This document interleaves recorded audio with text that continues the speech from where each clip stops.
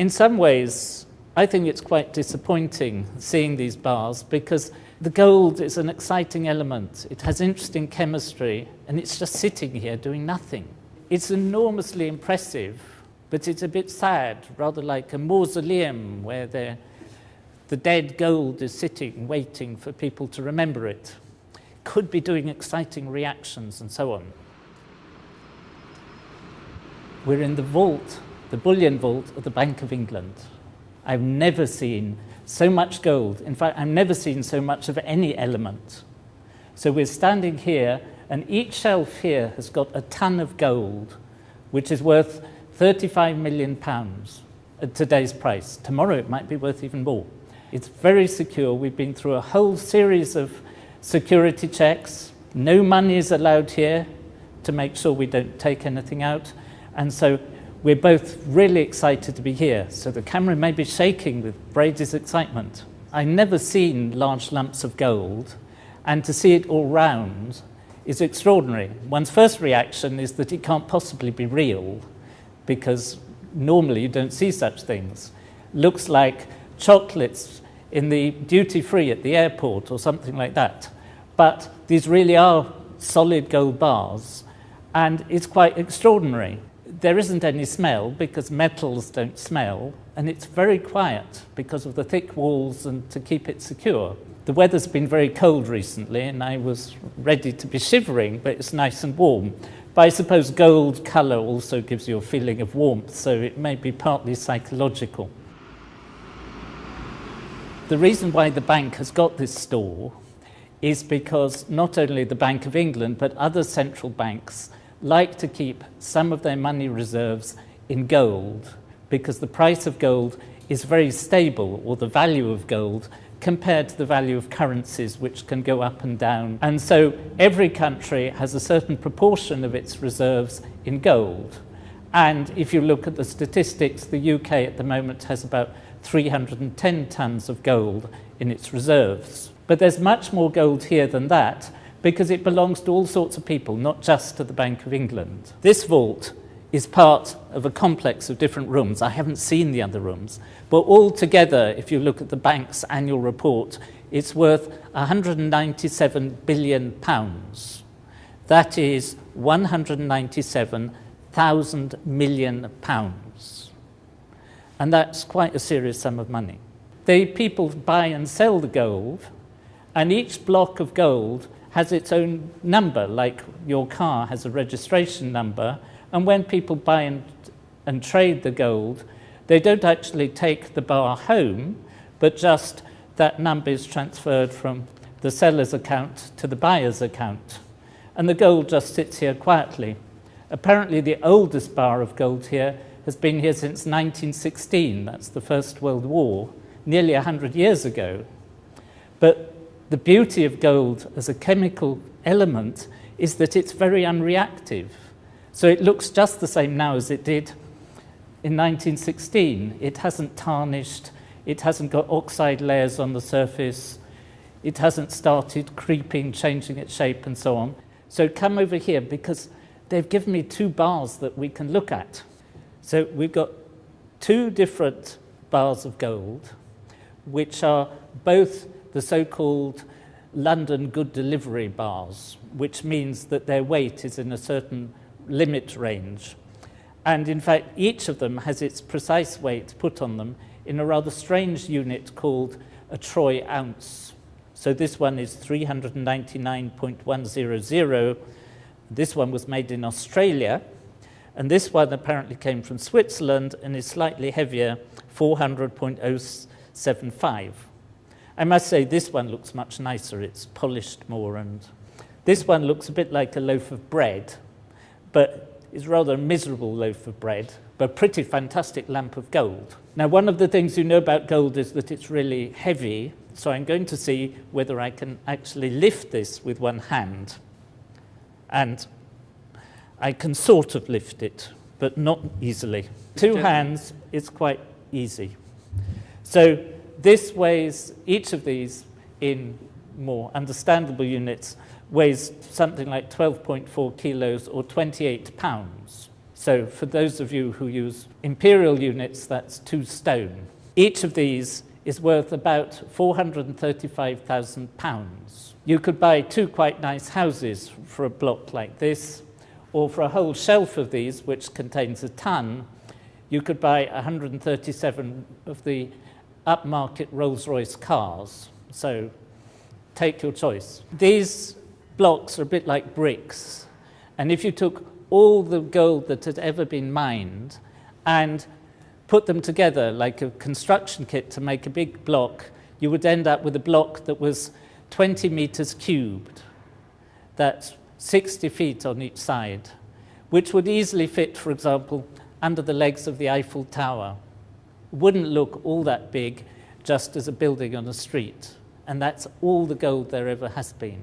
I did a little calculation on the way here that I weigh about the same as 6 of these bars of gold, which means that if I were worth my weight in gold, I'd be worth a bit over £2.5 million. I was a bit disappointed, thought I might be worth more. But Hey, Shalom, Akyam. This lesson is called The Gold of the World is Stored Away for Yahawashi and his people. All right? And that's true according to the scriptures. That when the Lord comes, who the world calls Jesus Christ, and his name is Yahawashi, all the gold around the world that's stored from all these different kingdoms and these different nations, all right, was set up to the Spirit for them to store it, just so when the Lord comes and redeems Israel, the elect of the nation of Israel, you so-called Negroes, Latinos, and Native American Indians, who make up the 12 tribes of Israel. When the Lord comes and gets the elect, all right, and establish the kingdom of heaven on earth, all the gold around the world that's stored up is going to be given. See, all these different kingdoms and the greed that's in the world, they store all this gold, which is real money, silver, gold and silver, which is real money. They store all that up, and all these different kingdoms print up money, paper money. All right? They print up paper money, and they have the gold stored up for themselves. Like they're going to have it sitting there forever. Like you're going to go look at the gold in a museum or something. No, man. It's sitting there for a time. Even that guy in the video, even he was saying that the gold is just sitting there to be remembered. Oh, it's going to be remembered. Okay? Yahweh and Yahawashi and Jacob, the 12 tribes of Israel, the Israelites, are going to remember that gold. And they're going to gather it up. And you're going to bring it in these other nations. These heathens are going to the Africans, the Arabs, okay, and other heathen nations outside of the nation of the Israelites are going to gather up this gold and bring it to us, okay, for our kingdom, all right? And I'm going to go through a couple of scriptures going into that. First, I'm going to start at Isaiah chapter 60, starting at verse 4. Isaiah 60, verse 4. Lift up thine eyes round about and see. All they gather themselves together, they come to thee. Thy sons shall come from far, and thy daughters shall be nursed at thy side. Talking about the sons and daughters of the nation of Israel, the ones that get saved. The elect man that get saved, and also the elect women that get saved of our nation. Verse 5. Then thou shalt see and flow together, and thy eyes, and thy heart shall fear. What does it mean, thy heart shall fear? Heart meaning the mind, okay? And when you go to the blue letter on the fear, it's basically our mind being in awe, basically overwhelmed in awe. So let me read back from the beginning. Then thou shalt see and flow together, and thy heart, thy mind, shall fear, be in awe, and being large, like the saying goes, living large and taking charge. Well, that's what's going to happen on the planet with the Lord, what they call Jesus, Yahawashi, and his people. We're going to live large and take charge of the whole world. All right? So it says, and being large, because the abundance of the sea of the people shall be converted unto thee. The forces of the Gentiles, the forces referring to their strength, the riches of the Gentiles. Who are the Gentiles? Non-Israelites, the Asians, okay, the so-called white people, the Arabs, which are Ishmael in the Bible. All right. All the different Africans, the East Indians, all these different peoples on earth outside of the Israelites, their strength, their riches, whatever riches they got in their kingdom is going to be converted unto the Israelites. All right. So the forces of the Gentiles shall come unto thee. So that's why, going back to the first part of the verse, that's why it says, and thy heart shall fear, and thy mind shall be in awe. Because it's going to be so much, man. All right. And one of the things that's going to be given to us is this gold, their gold, the gold that each nation. Because if you look at the list, whatever, and you read, the chart shows their gold that they have put up, so to speak, in tons. Okay, and it's all in tons. So all these different nations have gold bars, pure gold. All right. So that's going to be one of the main things that's going to be converted unto us. All the riches and precious things. Also, diamonds, stones, rubies, everything in general is going to be given to us. So let me keep reading. Verse 6. The multitude of the camels shall cover thee. The dromedaries of Midian. Dromedaries is talking about young camels. So when it says the multitude of the camels shall cover thee, the dromedaries, the young camels of Midian, of the Arabs, and the Ephah, the Arab sons, all they from Sheba, okay, Hamites, which are the so-called Africans today, all they from Sheba shall come. They shall bring gold. Oh, there you go. They shall bring gold and incense, and they shall show forth the praise of the Lord. Right. So they're going to bring their gold. So all their gold they got stored up, each nation, each people. Okay. When the Lord shows his power, okay, and come down to this realm and sets up his kingdom and let the whole world know he's here, he ain't going to talk. Well, Sloppy, he is talking to them, to the people, through the prophets, through the men that are out there, all right, doing the work of the Lord. He's speaking to us through the globe, through the four corners of the earth. But when he come down, okay, from his high place, man, all right, they're gonna know, the world is gonna know that a whole nother force beyond themselves had just entered into our realm, okay, and they're in trouble. All right. So when they see that fear gonna come upon them, and when they know it's over, they're gonna be bringing their gold, man, trying to suck up and trying to get some type of favor, all right, from the Lord and from the Israelites, the elect, all right. So it says, all they from Sheba shall come, they shall bring gold and incense, and they shall show forth the praise of the Lord. Now, when you go to Psalm 72, let me get it real quick. Psalm 72, I'm going to read verse 14 and 15. Psalm 72, verse 14. He shall redeem their soul. He is talking about Yahawashi, who the world calls Jesus Christ. He shall redeem their soul. The there is talking about the Israelites, because salvation is only for the 12 tribes of Israel. No other nation. All right. When the Lord sent Moses to get the Israelites out of captivity in Egypt, it was only Israelites that got saved. Same thing this go around. Start back at the beginning, 14. He shall redeem their soul from deceit and violence, right, from lies and bullcrap that you biblical Edomites, the so-called white race, has pushed forth on the earth through the spirit of Satan, all right? And precious shall their blood be in his sight. 15. And he shall live, and to him shall be given of the gold of Sheba. Now, didn't I read in Isaiah that Sheba shall bring the gold?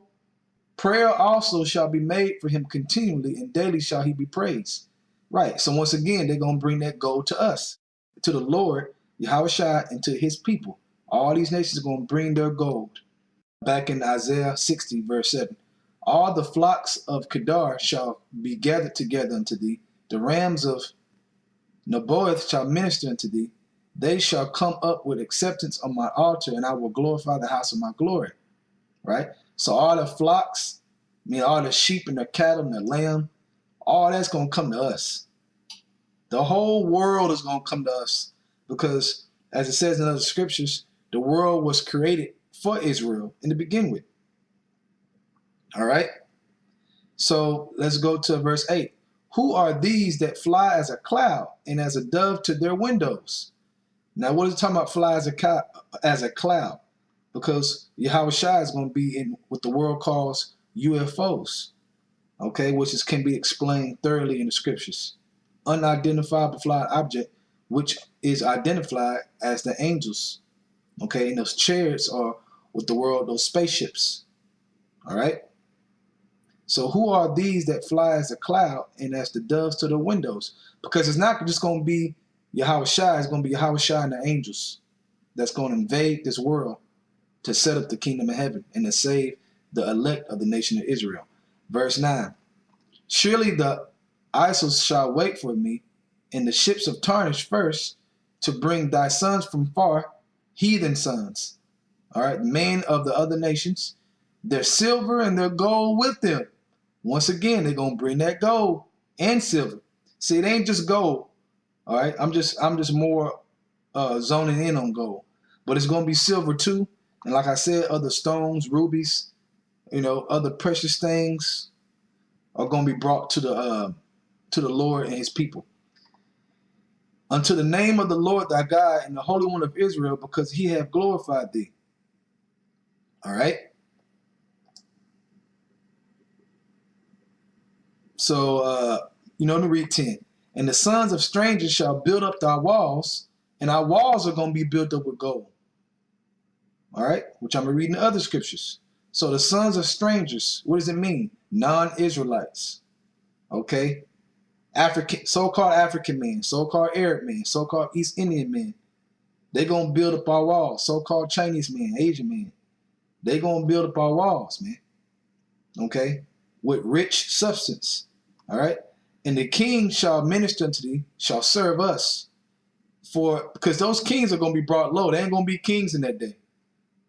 All right? Their rulerships and their kingdom is over. Okay? It's going to be Yahawashi and his people over everybody. All right? Through the spirit of Yahweh, the Father, the only Father. All right? Who the world calls God. All right? So it says, and the sons of strangers shall build up thy walls, and their kings shall minister unto thee. For in my wrath have I smote thee, but in my favor have I had mercy on thee. Right? The Lord smote us. Okay? We got took down. We're on slave ships. We've been in captivity for all these years. Been oppressed. All right?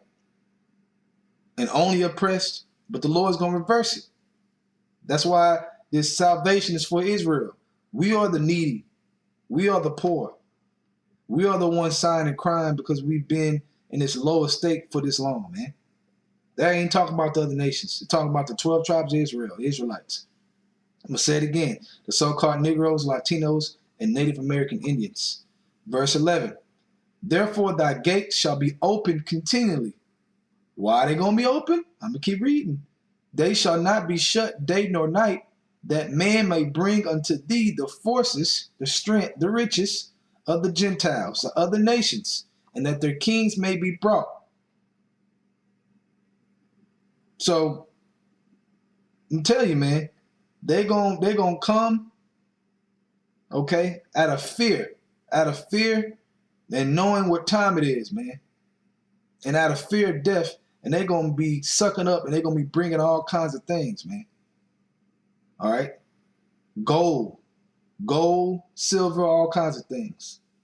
All right. Now I'm gonna go from there.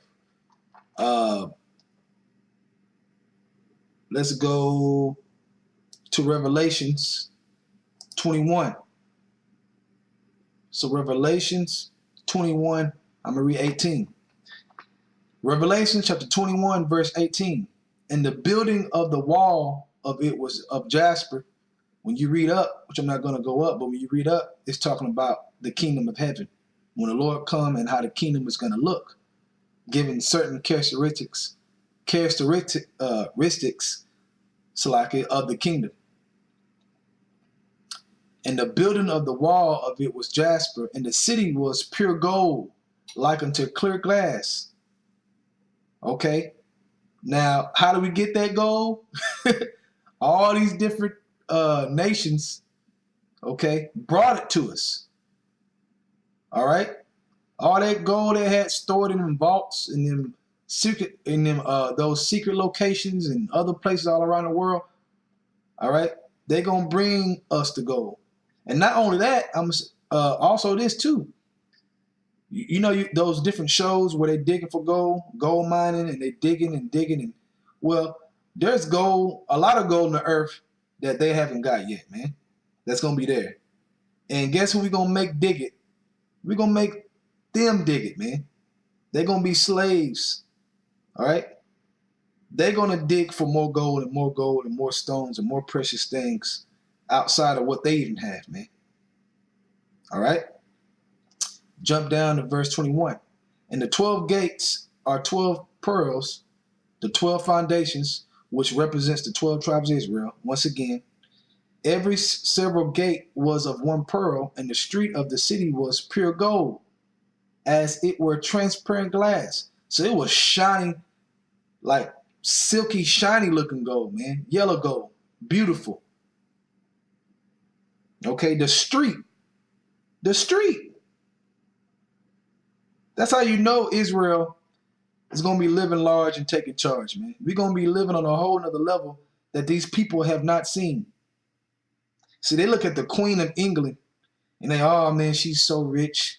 Oh, she's so glorious. Look at her crown on her head. Look at her castles they have. Oh, they're so royalty. The world has not seen royalty, man, until the Lord, Yahawashi, comes and sets up the nation of Israel. Okay, under the full power of Yahweh, by Shem Yahawashi.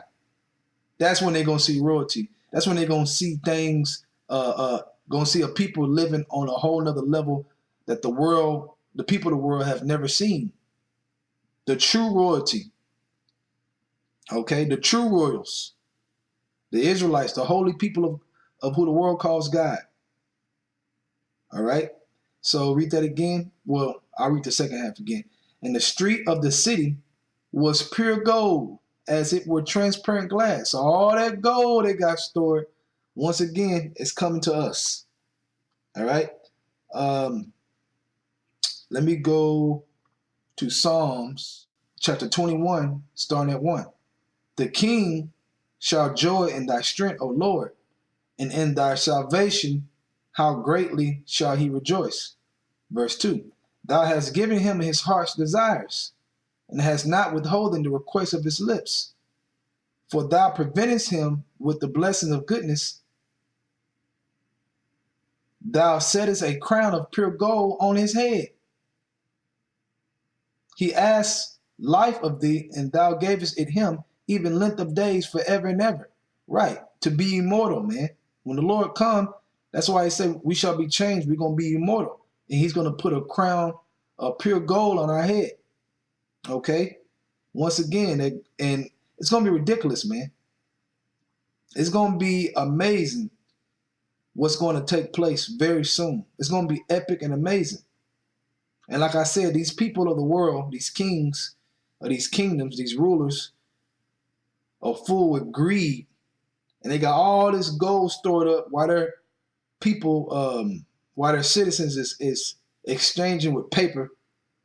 They got the real money stored back. Not for them, really, though they think it's for them. It's for us, the Lord and his people, Yahawashi and the Israelites. Okay? That's who it's for. Let's go to Psalms 19 and 8.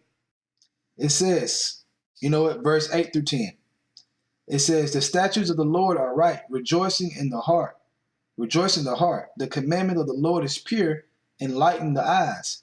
The fear of the Lord is clean, enduring forever. Judgments of the Lord are true and righteousness altogether. More to be desired are they than gold, yeah, than much fine gold. Sweeter also than honey and the honeycomb. Right. So the reason why I brought this scripture up, I want to read this scripture, because though wisdom and knowledge is way above gold. Okay, way above gold. But it still makes a point how gold is desired. Read 10 again. More to be desired are they than gold. Yeah, much fine gold, because much fine gold is naturally desired in human societies, in human kingdoms. Okay? Since ancient time to now. All right? Because gold and silver is real money, not paper. So gold is always held up high and held up and clinged on to as something precious in a kingdom. But the other point, which reads, is that but wisdom and knowledge and understanding is way above that. All right. Psalms 119. Okay. Let's go to Psalms 119 and 123. All right. So Psalms 119, verse 123. My eyes fell for thy salvation and for the word of thy righteousness. Deal with thy servant according unto thy mercies, and teach me thy statutes. I am thy servant. Give me understanding that I may know thy testimonies. It is time for thee, Lord, to work, for they have made void thy law. And that's true. The world, okay, and our people have made void the law. Okay, they don't care about what this word say, and the law and the word, they don't care about it. All right, that's why this world and the foundations of had to be thrown down, and a real righteous kingdom has to be set up. That's why, because they have made void the law. Verse 127. Therefore I love thy commandments above gold, yet above fine gold. Once again, I'm bringing it up to cover the main point that gold is held up as high, though it's not higher than the word and not even close. It's not higher than wisdom and not even close, but it's still held up high.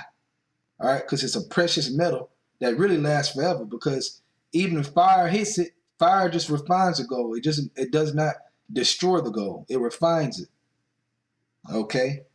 So, and that's why people of the world hold it higher than anything. All right? But that same gold that they holding high and making idols with, that gold is coming to us, man. All right? To go to be a part of glorifying our kingdom and making it beautiful. All right? With that, that's all I got with that. First, I want to say, the water, Yahawashi, Yahawashi, Most High and the Son, forgive me the spirit to do this video. Double honors to the elders of Great Millstone, and shalom to you brothers out there that's doing this work. It's almost here. The Lord is almost here, and can't wait, man. And shalom.